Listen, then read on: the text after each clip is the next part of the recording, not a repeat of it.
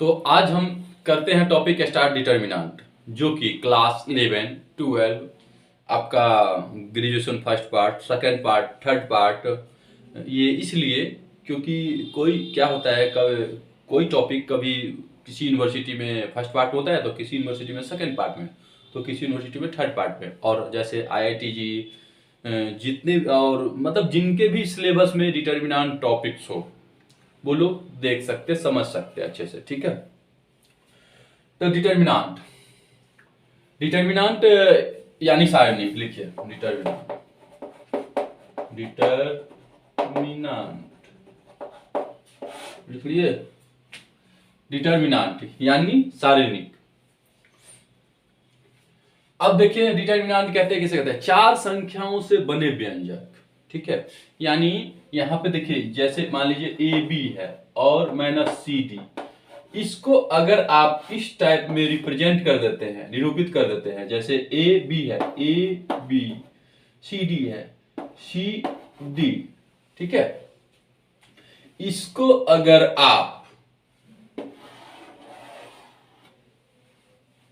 कहते हैं कोई भी, अब यहाँ पे हमने अलजेब्रिक फंक्शन ले लिए, जैसे ए बी एक्स वाई, यहाँ पे नंबर भी हो सकता है। तो वही एक तरह से देखिए, कहते हैं अगर इसको अगर हम इस रूप में, चार संख्याओं से बने व्यंजक को अगर हम इस फॉर्म में, इस रूप में अगर हमने लिख दिए, रिटन फॉर्म है यानी लिख दिए, उसे क्या कहते हैं? डिटर्मिनेंट। इसे क्या कहते हैं? डिटर्मिनेंट। जैसे अभी देखिए, अब इसको अगर जैसे क्वेश्चन रहेगा ये, तो इसको इस तरह से लिख सकते हैं, A B minus C D. ठीक है, ठीक है। अच्छा, इसमें अब ये समझिए, इतना ओके है? ठीक है, मतलब ये समझिए, एक तरफ से फिर से समझिए आप, चार संख्याओं से बने व्यंजक को, यानी A B minus C D है, इसको अगर हम इस फॉर्म में लिख दिए तो ये क्या हो गया? डिटर्मिनेंट। ठीक है, तो क्वेश्चंस इसमें होगा, हमको आंसर मतलब इस तरह से तोड़ करके आंसर देना है। वो हम जब अभी करेंगे ही, तो सबसे पहले इसमें से कुछ और भी समझना है और इसके प्रॉपर्टीज समझना है कि किस मतलब कौन कौन सा रूल फॉलो करना है, कैसे क्या करना है। तो ये ओके है। तो अब देखिए इसमें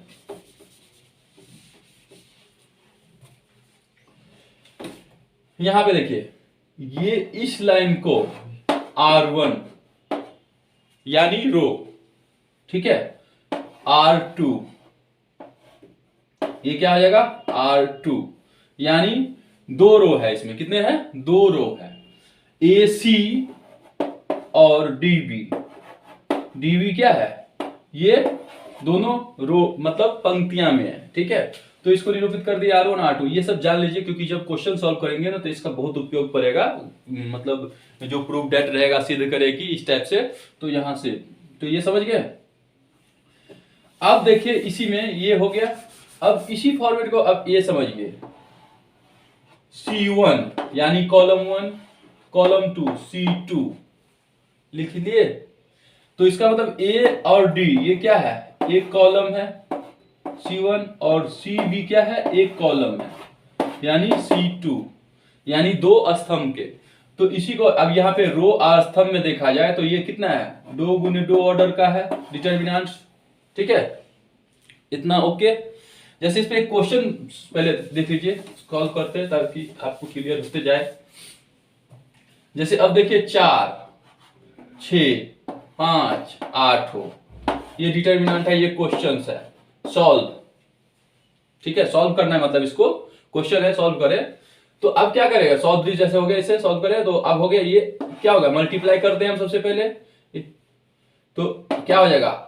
4 गुने 8, तो आप डायरेक्ट ही मल्टीप्लाई कर दीजिए ना, 8 चौक 32 माइनस 6 पंचे 30। तो इसका आंसर कितना हो गया? 2। इसका आंसर कितना हो गया? 2। तो ये चीज आपको पहले हो गया। अब थर्ड ऑर्डर में देखते हैं कैसे क्या करना है, क्योंकि डिटेल करना है इसके बाद ही। जैसे आप देखिए, कहते हैं A1 A2 A3, A1 A2 A3, ठीक है, B1 B2 B3, C1 C2 C3। ये देखिए इसमें क्या है, तीन ऑर्डर, मतलब तीन ऑर्डर का है, थर्ड ऑर्डर का, तीन तीन रो है, तीन क्या है कॉलम है इसमें, मतलब 3 रो 3 कॉलम्स है, ये ओके है। अब इसको कैसे करेंगे सर, दो वाला थे तो ऐसे कर दिए, अब इसमें तीनों को कैसे करेंगे, तो देखिए सबसे पहले इसका फॉर्मेट देखिए कैसे करना है। थोड़ा इधर लिख दिए, इसको इधर लिख देते हैं ताकि सॉल्व करने में थोड़ा जैसे लिखिए A1 A2 A3 B1 B2 B3 C1 C2 C3। एकदम जेन्युइन लग रहा होगा आपको, एकदम ऑफलाइन क्लास हो रहा है, ठीक है। डायरेक्ट फटाफट करना होता तो कर देते। अब देखिए सबसे पहले क्या कीजिए, ये A1 है ना, A1 इसको यहां लिख लीजिए, इसको ऐसे कर दीजिए, नहीं तो इसको अभी ऐसे मत कीजिए, वो आप समझिएगा। A1 लिख लिए, इसको आपने लिख लिए फर्स्ट में। इसके बाद आपको क्या करना है, इस लाइन को भूल जाइए, इस लाइन को भूल जाइए, मतलब B1 इसको ये पॉइंट्स लिख दीजिए आप, ये जो बक्सा है ये लिख दीजिए यहाँ पे, समझने के लिए समझिए। B2 B3 C2 C3 लिख दिए ऐसे, राइट। अब देखिए, अब ये याद रखिएगा, प्लस माइनस प्लस, ठीक है, तो ये प्लस है, ये माइनस हो जाएगा, ये फिर प्लस हो जाएगा। इधर वैसे बस ध्यान रखिए, वो हम जब आगे समझाएंगे तब। अभी खाली खाली इतना याद रखिए, प्लस माइनस प्लस, यहां से हम सेटअप समझा रहे हैं, ठीक है। अगर इधर से भी कीजिएगा तो उस हिसाब से होगा, तो आप इधर का समझिए कि एक विधि बेटर होगा, नहीं तो कंफ्यूज हो जाएगा आप लोगों को, ठीक है। तो आप इतना समझिए, प्लस माइनस प्लस, बस इतना याद रखिए फिलहाल। तो अब देखिए A1 रख लिए सबसे पहले, तो इस पार्टी को ढक दिए, इस पार्टी को ढक दिए, इसको एस ज्यों का त्यों उतार दिए, राइट। तो इसके बाद प्लस था तो माइनस है, माइनस। अब ये कैसे होगा, अभी हम एक बार करेंगे सॉल्व। दूसरा में क्या हो जाएगा आपका, A2 रख लीजिए। जब हम A2 रखे तो फिर डिटर्मिनेंट, फिर ये वाला पार्टी, ये जो है ये हटा दीजिए और ये लाइन हटा दीजिए, तो क्या रहा, B1 B3 C1 C3। तो यहां लिख दिए B1 B3 C1 C3। फिर देखिए यहाँ पे प्लस माइनस प्लस, तो यहाँ प्लस लिखे। अब यहाँ पे क्या है A3, तो A3 लिख दिए। फिर इसके बाद देखिए क्या करना है, इसको हटा दिए, इसको हटा दिए, तो B1 B2 C1 C2, तो B1 B2 C1 C2 ये लिख लिए, ओके। यहां तक तो कोई दिक्कत नहीं। अब देखिए ये अगर आप अच्छे से समझ लियो तो सॉल्व तो फास्ट कर ही सकते हो ना, आपके हाथ स्पीड और राइटिंग पे डिपेंड करता है। तो ये हो गया। अब इसके बाद क्या करना है, इसके बाद आपको पता ही है आप सबको, A1 हम लिखते हैं यहां, और ये इसका फॉर्मेट ऐसे हो जाएगा, तो क्या हो जाएगा B2 C3 minus B3 C2 या C2 B3, ठीक है, C2 B3 कहिए या B3 C2 B3, मतलब ऐसे लिखिए या ऐसे गुना करिए, मतलब कहने का तात्पर्य ये फॉर्मेट। फिर ये माइनस है तो माइनस लिख लिए A2, इसमें क्या आ जाएगा B1 C3 minus C1 B3, फिर प्लस A3 ऐसे ही लिख लिए, फिर क्या आ जाएगा B1 C2 minus C1 B2। तो अब देखिए इसको, यानी ये जो अभी लिखे थे हमने A1 A2 A3 B1 B2 B3 C1 C2 C3, ठीक है, समझने के लिए समझिए। इसको हम इस रूप में डायरेक्ट लिख सकते हैं, ये ध्यान रखिएगा, ठीक है। आपको ये सॉल्व करने की मतलब ये लिखने की क्या जरूरत है, डायरेक्ट ही कर सकते हैं, लेकिन आपको ऐसे सजाना है तो सजा के आप कर लीजिएगा। जैसे एक क्वेश्चन पहले इस पे समझिए, फिर इसको ये कैसे होता है ये भी अभी हम बता देते हैं, ठीक है। जैसे अब देखिए यहाँ पे क्वेश्चंस एक है 4 5 6 2 2 3 4 3 2। इतना कम डिजिट्स मैंने क्यों लिया पता है आप लोगों को, ताकि आप लोग को समझा रहे हैं, वो तो मल्टीप्लाई आप लोग कीजिए ना जितना जो करना हो, ठीक है। क्योंकि वहां पे अब यहाँ पे देखिए कुछ प्रॉपर्टीज हम जो अभी मैंने कहा है पढ़ेंगे, इसलिए क्योंकि जब प्रूफ डेट होगा ना, और ये है ना 4 5 6 अंक, वहां पे आपको वेरिएबल दे देगा ए माइनस बी माइनस सी, उसको कैसे सॉल्व करेंगे, तो वहां पे R1 R2 C1 C2 सबका जरूरत पड़ेगा, इसीलिए स्टेप बाय स्टेप समझिए, ठीक है। तो नोट कर रहे हैं ना, कीजिए। तो अब देखिए, अब इसको क्या करेंगे हम, अभी मैंने बताया A1, तो A क्या है 4। अब ये ऑब्जेक्टिव में है तो आप माइंड लगाइए, कितना भी माइंड लगाए तो रफ में तो कीजिएगा ही, ठीक है। अब ये क्या हो जाएगा, अब चाहिए तो डायरेक्ट भी यहाँ पे लिख सकते हैं, लेकिन ऐसे 2 दूनी 4 डायरेक्ट ही लिख सकते हैं, लेकिन अगर मल्टीप्लाई करके लिखेगा, स्टेप बाय स्टेप में लिखेगा, तो आप ऐसे करके तोड़िएगा, B2 B3 C2 C3 ऐसे करके लिखिएगा।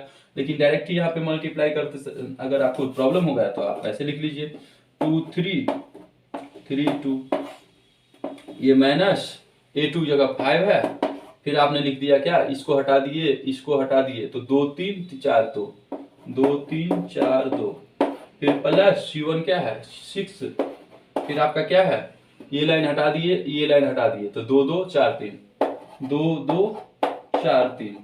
ये इसलिए क्योंकि आप देखिए स्टेप बाय स्टेप में कर रहे हो। अगर 5 मार्क्स 4 मार्क्स कहने का था तो 2 3 वैसे ज्यादा मार्क्स के इतना इजी तो नहीं देंगे आप लोगों को, लेकिन ये चीज मैं इसलिए कह रहा हूँ कि आप सॉल्व आंसर सही होना है इस टाइप से।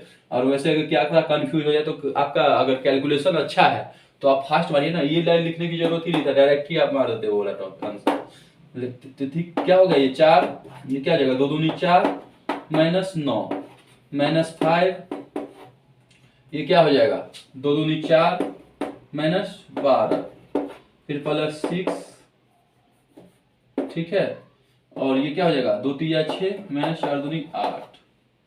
अब देखिए ये क्या होगा 4, अब 4 में से 9 गया, यानी 9 में से 4 घटाइए 5, तो -5, तो -5 अब एक ही बार लिख सकते हैं ना अगर देखा है तो, -20, क्योंकि -5 है माइनस, क्योंकि वहां भी आप डायरेक्ट ये लाइन लिखते इसके बाद ये लिख देते, तो डिपेंड करता है आपके कैलकुलेशन पर। मैं बार बार यही कहूंगा, नहीं तो आपको यहाँ भी स्टेप लिखना है तो आप एक स्टेप और लिख सकते हो, 4 गुने -5 फिर माइनस ऐसे करके, तो ये डिपेंड करता है। तो 4 पंचे फिर माइनस, ये 12 में से 4 गया कितना हुआ -8, -8 को -5 से गुना करेंगे तो माइनस माइनस प्लस, 8 पंचे 40 प्लस, अब ये देखिए क्या है 6 में से 8 जाएगा तो कितना बचेगा -2, -2 को प्लस 6 से गुना करेंगे तो क्या होगा -12, क्योंकि प्लस माइनस माइनस -12।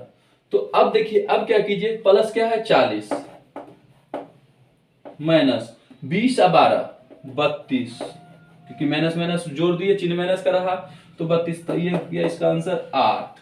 तो कहने का तात्पर्य ये है कि आप अगर कैलकुलेशन आपका सही है तो आप फास्ट कर सकते हो, कैलकुलेशन सही तो आराम आराम से करिए, ठीक है। तो ये हो गया। अब ये कैसे क्या होता है अभी समझते हैं, ठीक है। तो इसी को जो है ना आप देखिए A1 A2 A3 B1 B2 B3 C1 C2 इसको ना डेल्टा निरूपित करते हैं, ठीक है, या D से निरूपित करते हैं, ठीक है, डिटर्मिनेंट, ठीक है, ये ध्यान रखिएगा। कैपिटल डी और त्रिभुज टाइप में, त्रिभुज टाइप में ये देखें ना, ठीक है।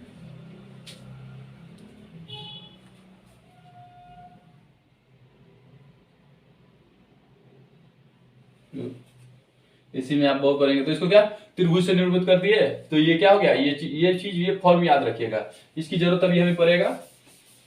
अभी अगला देखिए, तो आप लोग के पास बुक होगा ना, बुक अपन लोग देख लीजिएगा एक बार, और रीडिंग आप लोग कोशिश कीजिए बुक से भी एक बार ना रीडिंग दीजिए, क्योंकि एक बार आप देख लीजिएगा ना जैसे पढ़ रहे हो और एक बार देख लेते हैं तो और अच्छे से समझ आएंगे, ठीक है। जैसे अब देखिए कहते हैं ये कैसे हुआ निकालने के तरीका आप देखिए, जैसे अब देखिए यहाँ पे फॉर्मेट है, कहते हैं 3 रेखीय समीकरण है, ठीक है। जैसे अभी तो हम समझ गए A1x plus B1y plus C1 बराबर 0, A2x plus B2y plus C2 बराबर 0, ये है ना A3x plus B3y plus C3 बराबर 0। अब देखिए समीकरण 1 समीकरण 2 समीकरण 3। अब देखिए आप लोगों ने क्वाड्रेटिक इक्वेशन में पढ़े होंगे द्विघात समीकरण में, ठीक है, ठीक है, इसमें पढ़े होंगे आप लोग ब्रजगुणनखंड विधि, ब्रजगुणनखंड विधि। तो ब्रजगुणनखंड विधि से आप ये समीकरण 2 और समीकरण 3 से ले लीजिए, ठीक है, क्रॉस मल्टीप्लिकेशन।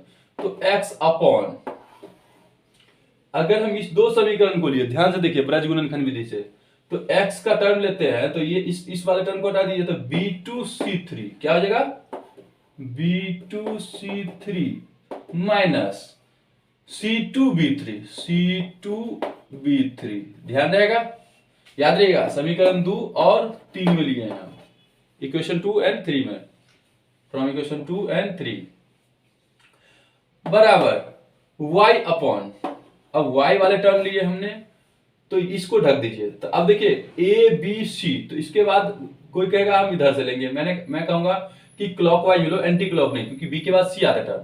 तो C2A3 होगा पहले,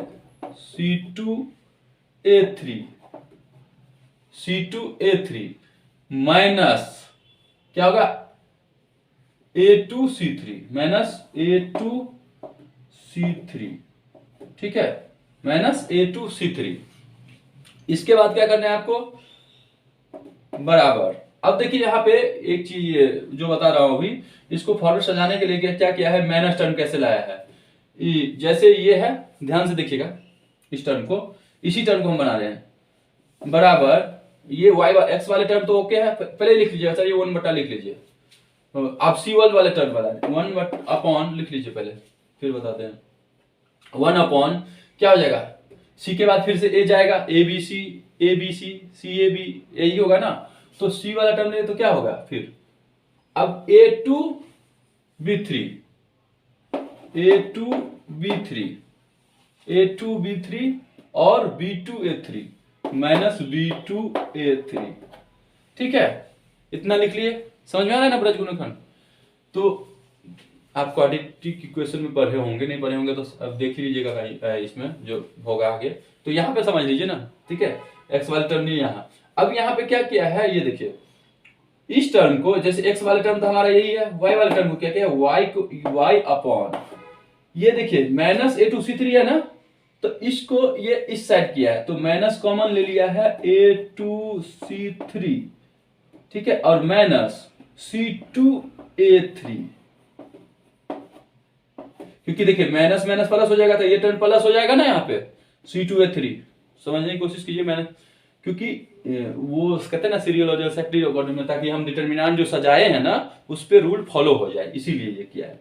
A2C3 minus C2A3 upon 1 upon क्या हो जाएगा, A2B3 माइनस B2A3, यहां तक ओके है।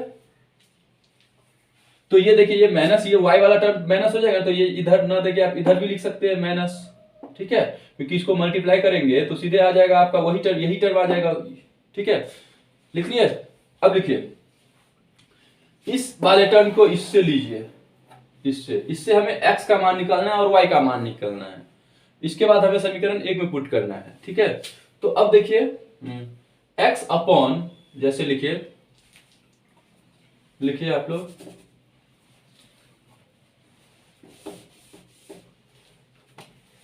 x अपॉन क्या है, B2C3 minus C2B3 is equal to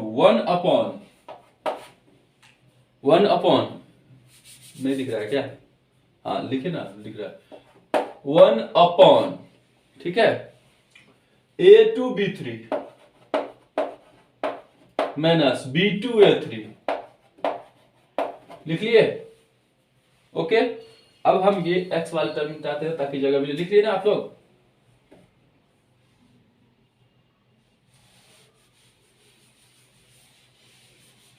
अब देखिए क्या होगा, अभी हम जैसे देखते हैं x बट्टा a बराबर 1 बट्टा b, तो x बराबर a बट्टा b लिख सकते हैं ना,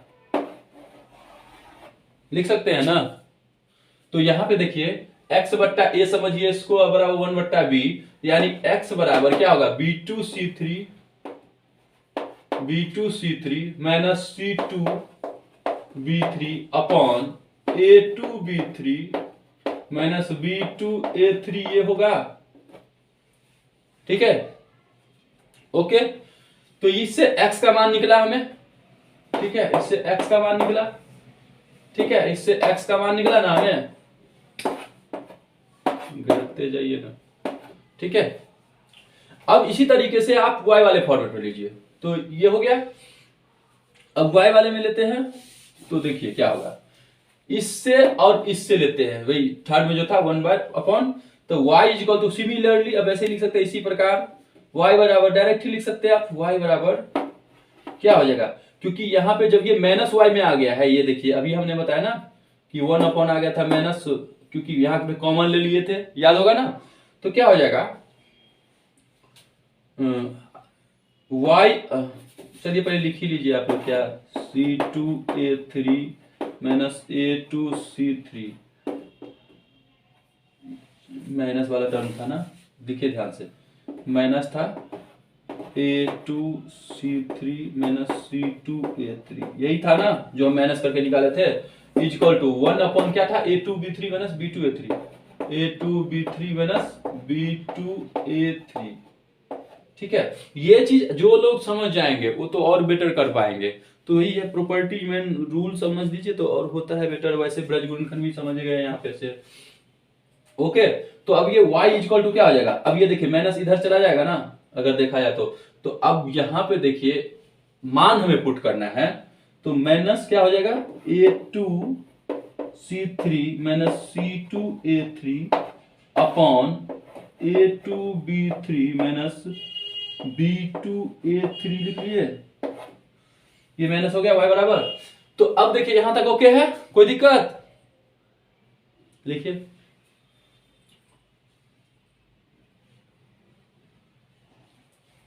लिखिए आप लोग लिखिए पहले। तो ये चीज इसीलिए क्योंकि अगर ये कॉन्सेप्ट आप समझ गए ना तो क्या होता कुछ नहीं लेकिन बहुत कुछ होता है, बाद में पता चलता है, कहीं कंफ्यूजन हो तो कहां से कैसे क्या निकलते हैं पता चल जाता है। ठीक है, क्योंकि यहाँ पे ब्रज गुणनखंड भी समझ गए कि कैसे निकाले यहां से। अब देखिए क्या करना है, x और y लिख लिए, ठीक है, x और y का मान यहां से हमें निकल गया, x का मान और y का मान निकल गया, राइट, ब्रज गुणनखंड विधि से सॉल्व करके। अब इस x और y का मान हमें पुट करना है समीकरण 1 में, तो put in the value of x and y in equation first we have, और वी गेट, कुछ भी लिख सकते हैं यहाँ पे। तो अब ये देखिए इसको, एक मिनट, ये यहां मान निकला है, हम इसको रखते हैं। अब यहां पे हम इसको मिटाते हैं, ठीक है, ये मान हमें याद होना चाहिए, यहां लिखे जो है x का मान जो आया है y का, ठीक है। तो put in the value of x and y in equation first we have या we gate.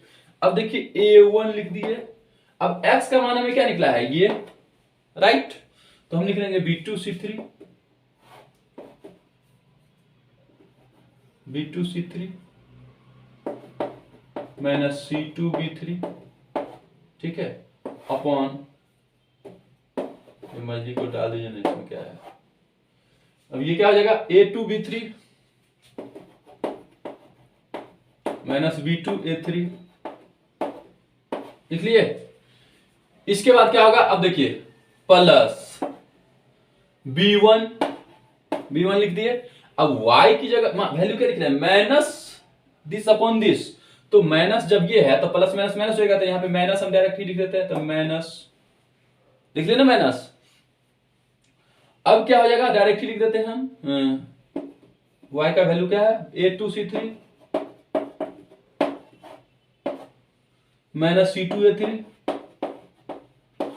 Upon A2B3 minus B2A3, लिख लिए, प्लस C1 लिख लिए, बराबर 0,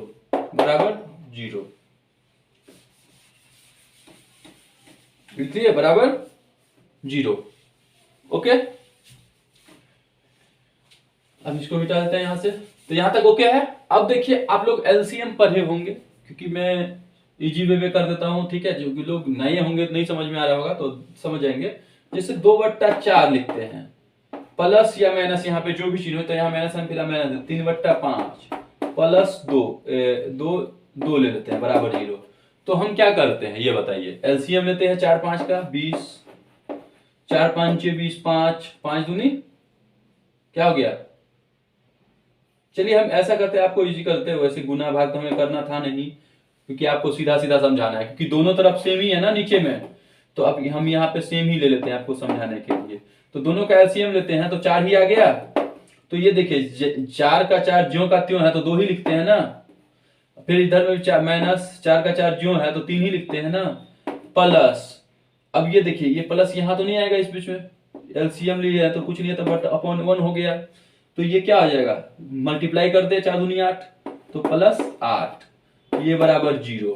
तो अब तो इसके बाद ये ऐसे ही रख दिए, या तो आपको कैलकुलेशन करेंगे यहाँ पे नंबर है तो, नहीं तो ये से रख दिए, 4 को 0 से गुना हो जाएगा तो 0 हो जाएगा, यानी कि क्या हो जाएगा 2 - 3 + 8 बराबर 0, यानी कि A1 A2 A3 बराबर 0 हो गया। तो अब समझिए, ये इसलिए सिंपल में दे दी है, समझ में आ जाए, ठीक है, क्योंकि सभी टाइप के होते हैं ना, सबको आराम से मतलब सब समझ में आ जाए, ठीक है। तो यहाँ पे देखिए हमें एलसीएम इसमें क्या आएगा, क्योंकि A2B3 - B2A3, A2B3 - B2A3, तो A2B3 - B2A3 एलसीएम आ गया, सबसे पहला पॉइंट्स, ठीक है। अब ये देखिए, ये ज्यों का त्यों ऊपर वाला लिख देंगे A1, अब ये क्या होगा B2C3 - C2B3 लिख दिए, A1 B2C3 - C2B3 लिख दिए, राइट। इसके बाद ये माइनस है तो माइनस B1, अब ये क्या है A2C3 - C2A3 लिख दिए, C2A3 लिख दिए, ठीक है। अब यहाँ प्लस C1 कॉमन, अब ये उससे मल्टीप्लाई हो जाएगा ना, तो अंक तो नहीं है, डायरेक्ट मल्टीप्लाई कर देंगे, तो C1 कॉमन ले लिए, और इसके बाद A2B3 लिखिए आप लोग, प्लस C1 कॉमन ले लिए, तो क्या होगा लिखिए आप लोग A2B3 - B2A3 लिख लिए, ये नीचे वाला पार्टी ऑटोमेटिक यहाँ आ जाएगा क्योंकि दोनों कॉमन है, हो गया, इक्वल टू 0 लिख लिए। चलिए लिखिए जल्दी, क्योंकि इसके बाद ये टर्म और ये वाला नीचे वाला जो टर्म है, तो C1 कॉमन जैसे ये है ना, ऐसे ही ब्रैकेट ले लिए, ब्रैकेट में इसको बंद कर दिए, एक ही बार लिखना है क्योंकि एलसीएम लिए हैं, ठीक है, समझ आ रहा है ना। चलिए अब इसके बाद क्या करना है, जैसे अब इस टर्म को हम मिटाते हैं, इसके बाद आप देखिए क्या लिखना है, इसके बाद अभी क्या है ना, क्रॉस मल्टीप्लिकेशन में ये 0 हो जाएगा नीचे वाला पार्टी, तो डिटो ज्यों का त्यों लिख दीजिए A1 B2C3 - C2B3 - B1 A2C3 - C2A3 plus C1 क्या हो जाएगा A2B3, यही नीचे वाला पार्टी यहाँ पे आया ना, A2B3 - B2A3 बराबर 0, बराबर 0। अब इसको मिटा दे, क्रॉस मल्टीप्लिकेशन के बाद 0 हो गया।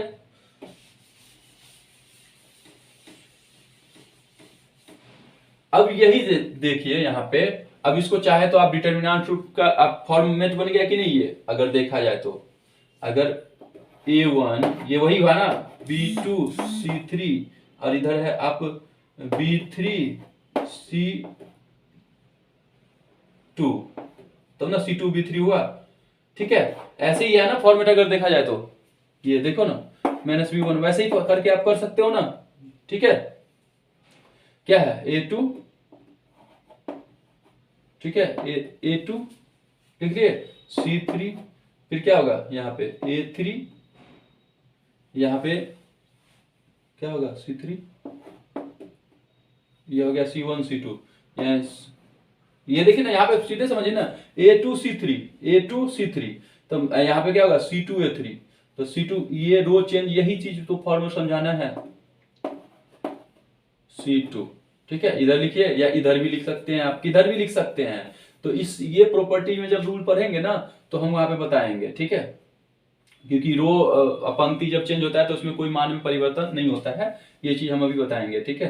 तो A3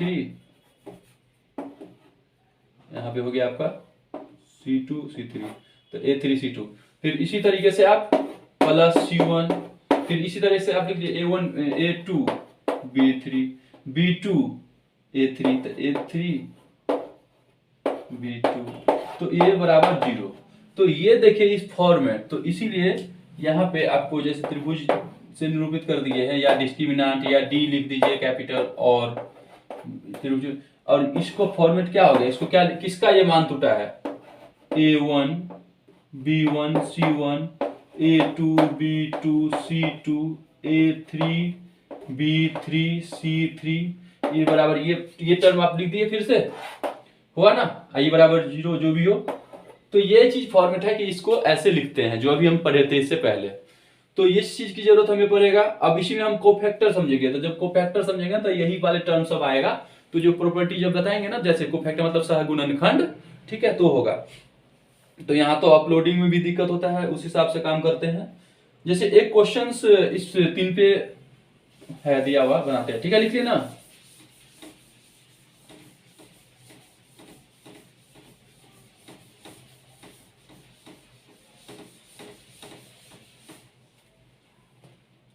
अब इसको क्या होता है, आप लोग जितना फास्ट करिए उतना बेटर है। तो जैसे देखिए एक क्वेश्चन है 3 - 4 - 11, राइट, 5 2 4, और ये है 2 - 3 6। अब इसको आपको सॉल्व करना है, ठीक है। Find out the value of this, ठीक है, जो दिया है। जैसे आपको निकालना है, इसको फाइंड आउट करना है, निकालना है, सॉल्व करना है, ठीक है। तो अब देखिए सबसे पहले 3 रख लेते हैं, इसके बाद क्या करते हैं 2। अब डायरेक्ट ही अगर चाहे तो डायरेक्ट ही आप घेर सकते हैं, डायरेक्ट ही लिख सकते हैं 6 दूनी 12 माइनस, अब 4 दिया माइनस माइनस प्लस 12, यही होगा ना। अगर आप लोग को यही चीज है कि आप लोग जब समझ जाओगे ना स्टेप बाय स्टेप में, तो आप कैलकुलेशन एक ही बार में कर लोगे। इसलिए कोशिश करो स्टेप बाय स्टेप में समझने की। तो यहाँ में इसलिए आप लोग को हो सकता है कुछ लोग कंफ्यूज हो जाए, तो चलिए मैं एक स्टेप बाय स्टेप बताता हूँ कि ये तो आ रहा ही है स्टेप। तो 3 रख लीजिए, तो इसको हटा दिए, इसको हटा दिए, तो 2 4 माइनस 3 6 लिखे। फिर देखिए ये टर्म प्लस का था, ये टर्म माइनस का, और माइनस इसमें पहले से है, तो माइनस माइनस प्लस हो जाएगा, क्योंकि ये टर्म माइनस का आया था ना फॉर्मूला के अकॉर्डिंग, और माइनस पहले से, तो प्लस हो जाएगा। 4 रख दिए, तो 4 रख दिए, तो ये टर्म हट गया और ये टर्म हट गया, तो क्या होता है 5 4 2 6 5 4 2 6। फिर minus sorry plus minus plus, और ये प्लस था तब, लेकिन प्लस ये माइनस का चिन्ह है, तो प्लस माइनस माइनस हो जाएगा, तो ये 3 प्लस नहीं होके ये क्या हो जाएगा -11। अब ये क्या हो जाएगा, ये टर्म हटा दीजिए, ये टर्म हटा दीजिए, मतलब इधर से ऐसे, तो ये क्या हो जाएगा 5 2 2 -3 5 2 2 -3, ठीक है। यहाँ पे -3 नहीं, मतलब ये यही चीज ये ध्यान रखना होगा कि आप जब लिखते हो तो बुक तो होगा ही, समझ जाओगे, ठीक है। अब देखिए क्या होगा 3 6 दूनी 12। अब देखिए 4 दिया 12 -12 है, और माइनस फॉर्मूला में भी है, तो माइनस माइनस प्लस हो जाएगा ना 12। तो वही मैंने कहा था कि अगर आपको जब समझ जाओगे ना तो एक ही स्टेप में कर दोगे, ठीक है। लेकिन अगर आप नहीं समझे हो तो कहां से कर पाओगे। खैर कोई नहीं, ठीक है। सब्जेक्टिव आप करो, आपका हाथ स्पीड होना चाहिए, और जितना स्टेप करते हो उतना बेटर है, उतना क्लियरिटी होती जाएगा, और कैलकुलस में कोई प्रॉब्लम फिर टेंशन ही नहीं रहेगा। तो 4 हो गया।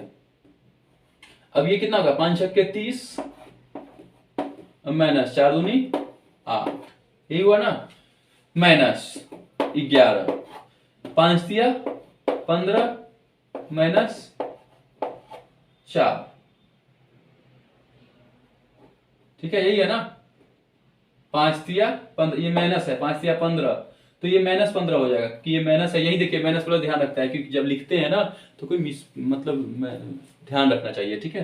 तो यही होता है, तो -15 और माइनस फॉर्मूला का 4, ये हो गया। अब देखिए इसको कैलकुलेट कीजिए, तो ये तो सॉल्व आप लोगों पे है, कैसे कीजिए नहीं कीजिए, क्योंकि यही है नंबराने का चक्कर। तो 12 12 24 दिया 72 हुआ ना, क्योंकि अब इसको मल्टीप्लाई में हो जाएगा, तो 12 + 12 24। पहले तो ब्रैकेट का करेंगे, ये तो बोर्ड मास पता ही होगा। 24 को 3 से गुना करेंगे तो क्या होगा 72 प्लस, अब देखिए ये 22 हो जाएगा, 30 में से 8 गया तो कितना हो गया 22 8 30, 22 को 4 से 22 को 88। अगर आप चाहो तो एक स्टेप और लिख लो यहाँ पे, 3 × 24 प्लस 4 × 22 प्लस सॉरी माइनस, अब यहाँ पे देखियो -11 है और -19, तो अब देखिए ये कुछ ज्यादा है ना, तो आप मल्टीप्लाई भी कर सकते हो, डायरेक्ट भी गुना कर सकते हो, तो थोड़ा यही होता है कैलकुलेशन।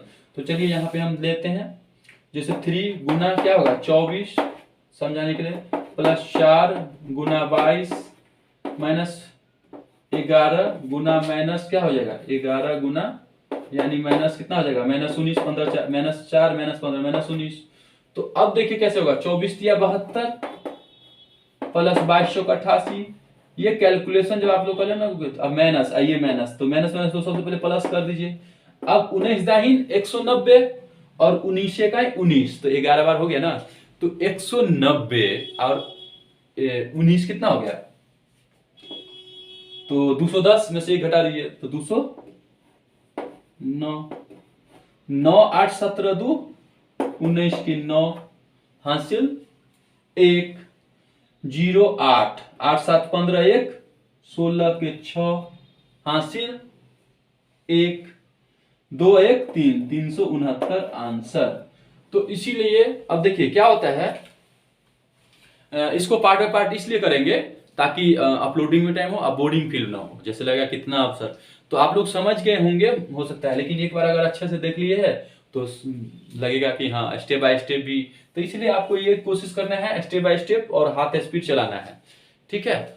तो ये हो गया आपका, मैंने पहले भी कहा ये सभी मतलब जिसके भी सिलेबस में ये टॉपिक आता है उन सबको है। जैसे अगला टॉपिक है हम पढ़ेंगे अब, जैसे नेक्स्ट में पढ़ेंगे हम प्रॉपर्टीज ऑफ डिटर्मिनेंट्स।